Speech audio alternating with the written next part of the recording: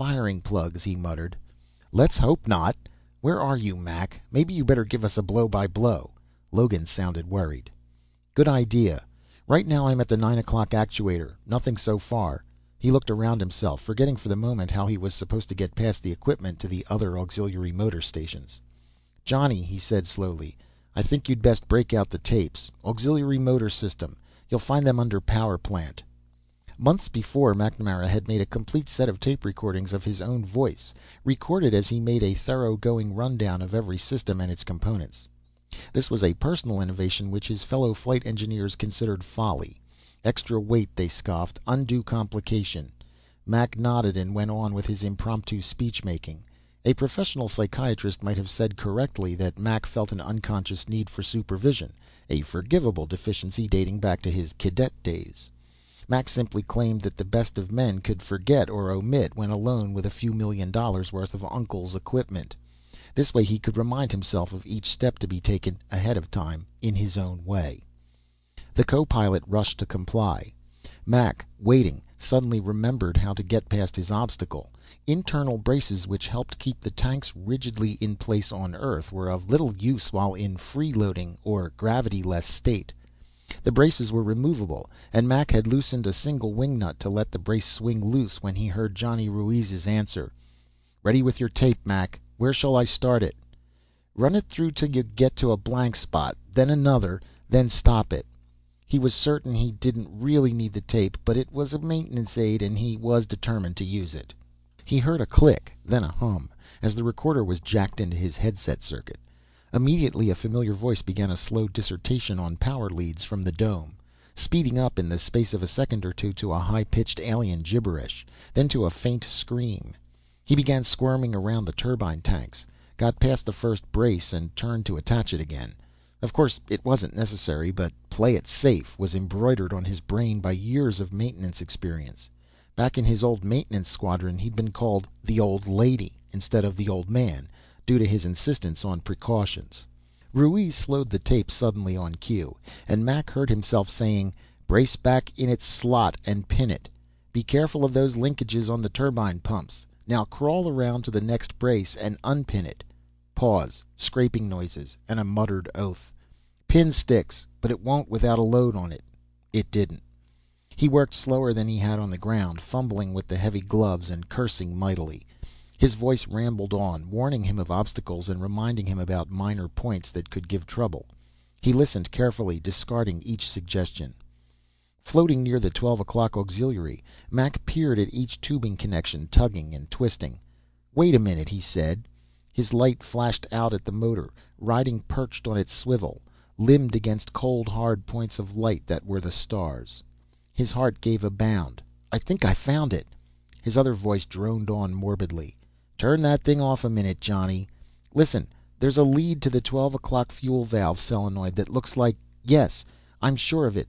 It's pulled away from a bracket and looks like it might be charred." Mac twisted around to view the wiring better. "Can you fix it?" "Oh, sure, if that's all there is wrong. But I'd rather do the work with the motors retracted. Tell you what, retract them about 45 degrees when I give the word." Mac judged the distance the booms would cover during semi-retraction, and half floated, half crawled out of the way. He found himself breathing heavily, despite the freeload conditions. His suit was simply too cumbersome. The thought came to him that he didn't even know how long he'd been out of the dome. His breathing oxygen gauge showed half empty, so he must have been on the job for around a half hour. He rationed his supply a bit, hoping he could finish the job without a refill. "Okay, Johnny, you can run the tape again, and retract the motors while you're at it." He heard the tape start again on its course, watching the booms. They leapt inward then, and Mac felt a crushing blow across his back. He shook his head groggily and yelled. He tried to scramble from his place between motor and turbine fuel lines without success. He was trapped like a wild animal by the heavy actuator which had swung past his head. He heard himself say, "And be sure to stay clear of the actuator. It swings through a 90-degree arc when it's operated." "Oh, shut up. I know it. I just judged it wrong." The tape moved on imperturbably, reminding him to inspect the actuator bearings and extension rods. "Mac," came Logan's voice, "you might try to hurry it. If you can't get it fixed in an hour or two, we'll have to try rolling Valier down to the donut. But it's up to you, fella. Take your time." Well, you might just help me a little bit by raising this hydraulic unit off of my shoulders. Luckily, it didn't squash me. The actuator stayed where it was. Johnny, Carl, do you read me? No answer. Obviously, the actuator had smashed his transmitter, but left the receiver section intact. Then all he could hope for would be a suspicion from one of the others that all was not well. If they asked him any questions and he failed to reply, they'd figure something was wrong. Well, he couldn't count on that. He struggled with his vulcanized suit, trying to squeeze from under the actuator. If I'd had them retracted completely, he thought, I'd be a dead man. It was a tight squeeze, but he inched his way out of the trap by using every ounce of strength at his command. If his suit tore, he'd know it in a hurry. Gasping for breath, Mac drew himself into a crouch and regarded the offending wire. His flashlight still operated, and he could see the heavy insulation which had been scraped away. No charring.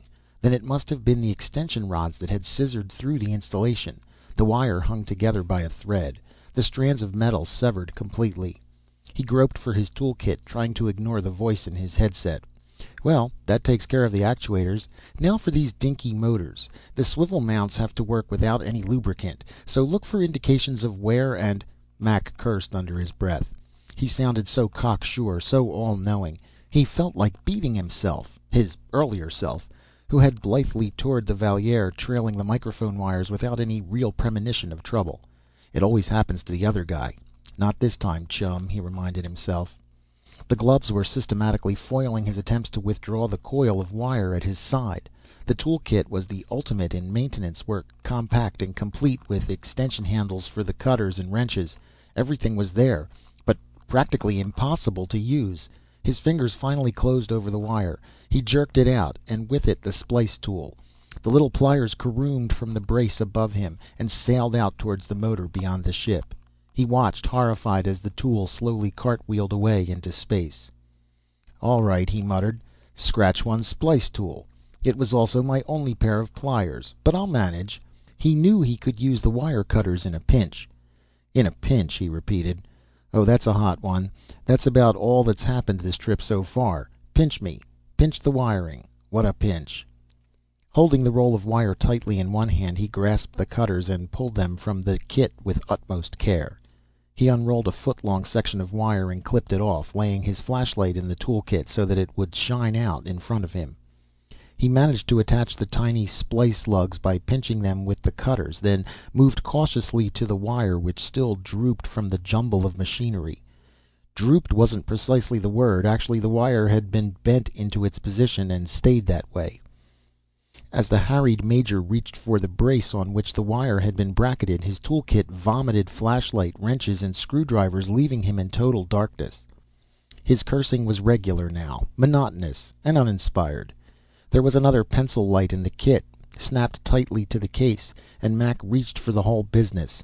The spare light was a maintenance problem in itself. Question: how to retrieve a fountain pen-sized object when it's held by a small snap and the retriever is encumbered by 3 pairs of Arctic mittens? Mac saw his errant flashlight out of the corner of his eye. Its beam fastened on a collapsed screwdriver, while both swam sluggishly toward the inspection ladder. He located the pencil light and jerked it loose, holding the short wire and cutters in his other hand. This, Mac knew, was the crucial point. If he could splice the wire hanging in front of him, Valier would once more be in perfect shape. He would have welcomed an extra hand or two as he straddled a brace and shoved the tiny flash between his headpiece and shoulder fabric.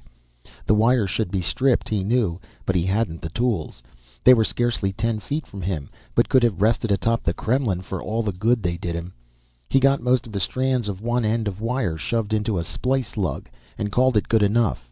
It was like trying to thread a needle whose eye was deeper than it was wide, while in a diving suit, using the business end of a paintbrush to start the thread. He withdrew one hand and searched the kit for friction tape. It might be mentioned that an insulating tape which would be adhesive at -200°C, yet kept its properties at +1000, was the near culmination of chemical science. Silicon plastic research provided the adhesive, an inert gum which changed almost none through a fantastic range of temperatures and pressures. The tape Mac used to ensure his connection had an asbestos base, with adhesive gum insinuated into the tape. He wrapped the wire tightly, then bound it to the brace. He noticed his visor fogging up and felt a faint, dizzy, giddy sensation. Anoxemia,